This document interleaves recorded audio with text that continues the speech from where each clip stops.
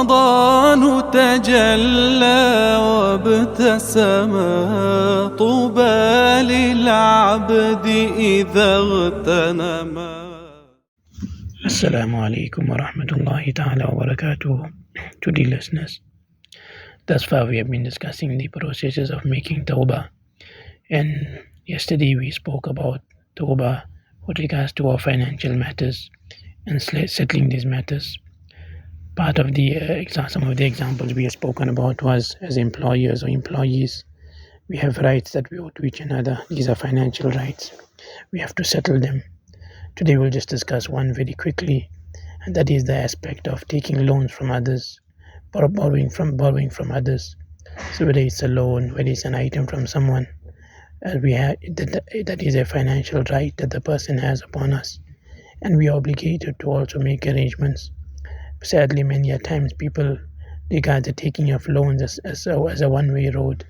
Loans are taken, items are borrowed, etc., and there is no concern whatsoever to have them returned. Respected listeners, this also is part of our deen.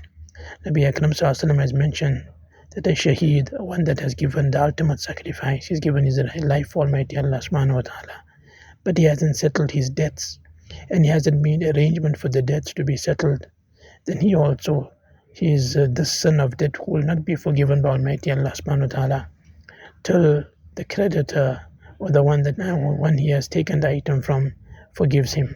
So this is how serious this matter is. If we have got something in our possession, someone has borrowed us something, so we are also responsible to make arrangement, to make notes of that at least.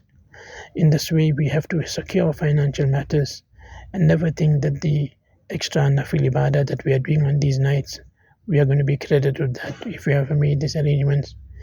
Our simple duty is to phone the person and then explain to him the situation, ask for more time, or ask him to be kind enough to overlook the debt. Otherwise, ibadat on this Mubarak night, our acts of worship, will have no value in the sight of Almighty Allah Subhanahu wa Ta'ala. Then the second aspect of the rights that we have to others, we will be discussing today, is the rights of muasharat, our social rights. So Almighty Allah Subhanahu wa Ta'ala and Nabi Akram Sallallahu has given us rights that we owe to one another, and these rights also will be questionable. Some of these rights which Allah Subhanahu wa Ta'ala and Nabi Akram Sallallahu has placed upon us, firstly the right of the parents. So those of us who have parents, they have rights upon us, and the least right our parents have upon us, the least, is that we are not disrespectful to them. If we cannot serve them physically, we cannot serve them monetarily for whatever reason, but the right they enjoy upon us is that we are not disrespectful, and in no way whatsoever we cause them any kind of harm and any wrongdoings.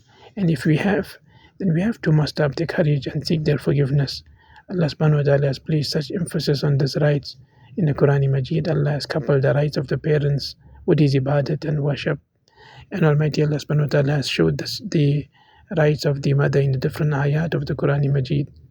So as I've explained, that even if we cannot serve them for whatever reason, at least don't be disrespectful to them, as their curses and their badduas can be very, very detrimental.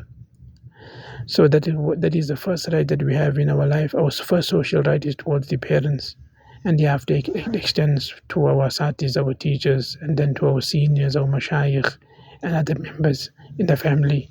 Likewise, Allah Ta'ala has placed rights upon the husbands for their wives. Wives enjoy rights upon their husbands.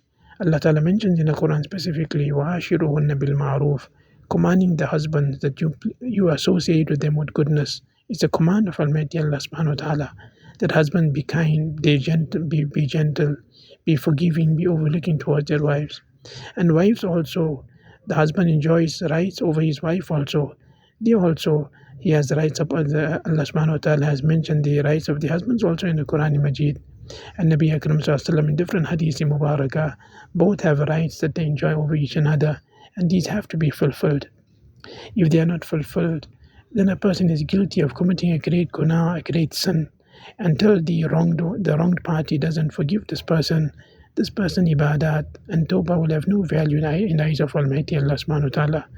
And remember, these rights are not just rights, they're actually to protect a happy relationship.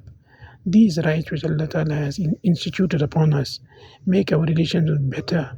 So if we have been an abuser in some of these rights, and we know for a fact that we have wronged, then please take up the courage and ask this person to forgive us, and make a firm determination to correct the situation in the future.